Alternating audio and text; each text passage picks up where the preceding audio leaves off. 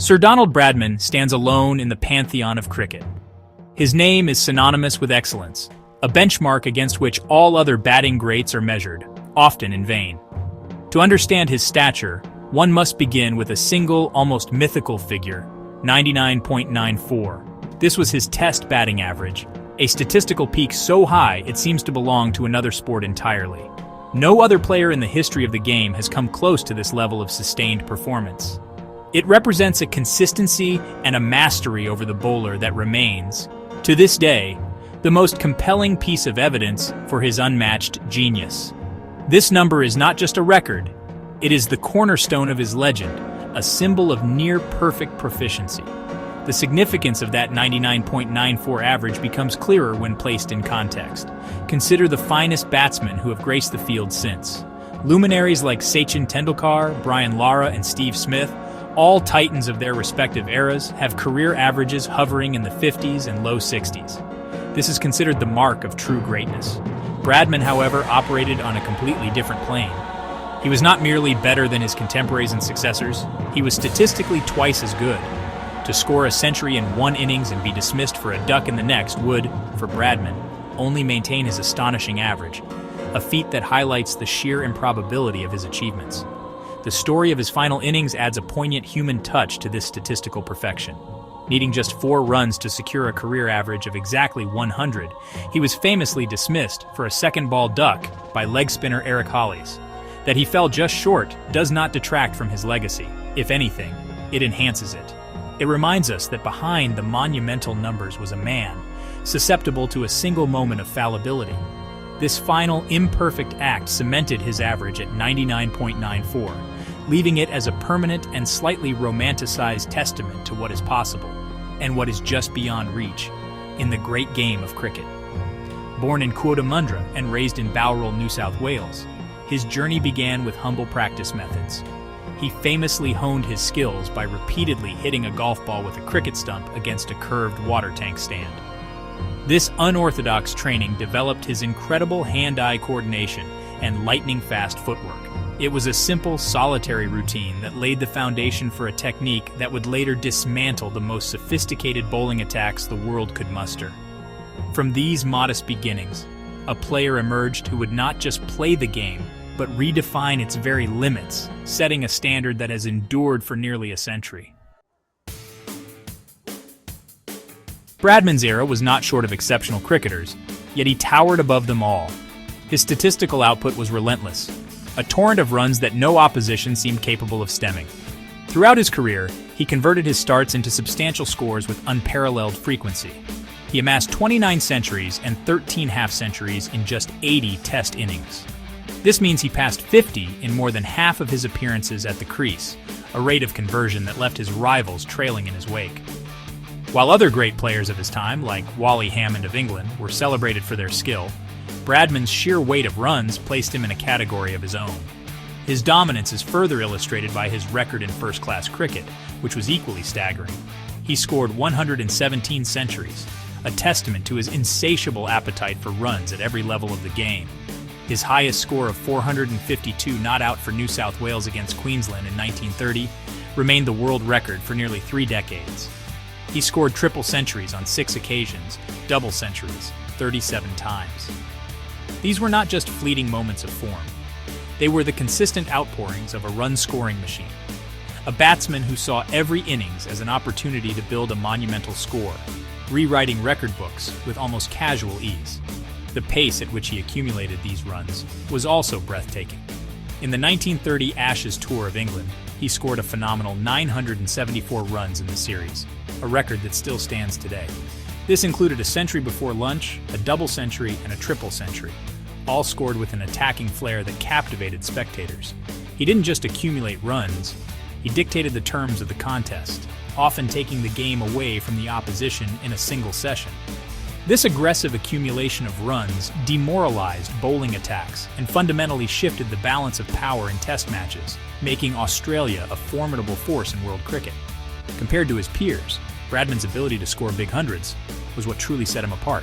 Where other batsmen might be content with reaching a century, for Bradman, it was often just a staging post on the way to a much larger total.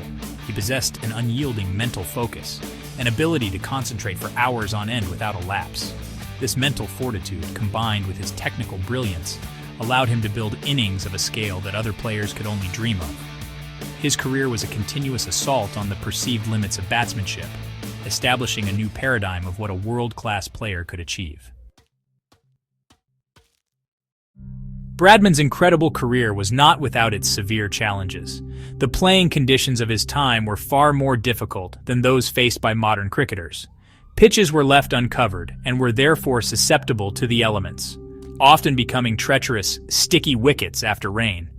On these unpredictable surfaces, the ball could spit and turn at alarming angles, making batting a perilous exercise. Furthermore, protective equipment was rudimentary at best. Batsmen faced fast bowlers with little more than thin pads and gloves, lacking the helmets and other guards that are standard today.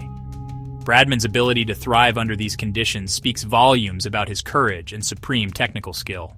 The most infamous challenge he faced was the Bodyline series of 1932-33. Devised by England's captain Douglas Jardine, it was a direct and dangerous tactic designed specifically to curb Bradman's scoring. The strategy involved fast bowlers like Harold Larwood aiming the ball at the batsman's body, with a packed leg-side field waiting for a defensive fend or a miscued hook shot. It was brutal, intimidating, and widely condemned as being against the spirit of the game. Though his average dipped during that series, he still managed to top the Australian aggregates, demonstrating immense bravery and adapting his technique to counter the physical threat. Beyond the physical dangers, Bradman carried the hopes of a nation on his shoulders. His career coincided with the Great Depression, a period of immense economic hardship and social despair in Australia. In this bleak landscape, his incredible feats on the cricket field became a source of national pride and a welcome distraction from the difficulties of daily life. He was more than just a sportsman. He was a symbol of Australian resilience and success, a hero who could lift the spirits of an entire country. The pressure to perform was immense, yet he consistently delivered, providing a beacon of hope when it was needed most. His resilience was not just about courage, but also about intelligence. During the Bodyline series, he experimented with different stances and strokes, including playing unorthodox shots to pierce the packed field. This adaptability was a hallmark of his career. He was a deep thinker of the game, constantly analyzing bowlers and conditions to find a way to succeed. Whether facing a sticky wicket, a hostile bowling attack, or the weight of a nation's expectations, Bradman possessed the mental and technical resources to overcome adversity, a quality that elevates him from a great player to a true legend of the sport. Sir Donald Bradman's influence on cricket extended far beyond his playing days. As a captain, he was astute and demanding, culminating in his leadership of the 1948 Australian team that toured England. This side, which went through the entire tour undefeated, earned the immortal nickname the Invincibles. It remains the only team to achieve such a feat on an Ashes tour. Bradman's captaincy was the crowning achievement of his on-field career, cementing his status not only as a peerless batsman, but also as one of the game's finest leaders, instilling a culture of excellence that defined Australian cricket for generations. After his retirement, Bradman did not fade from the game.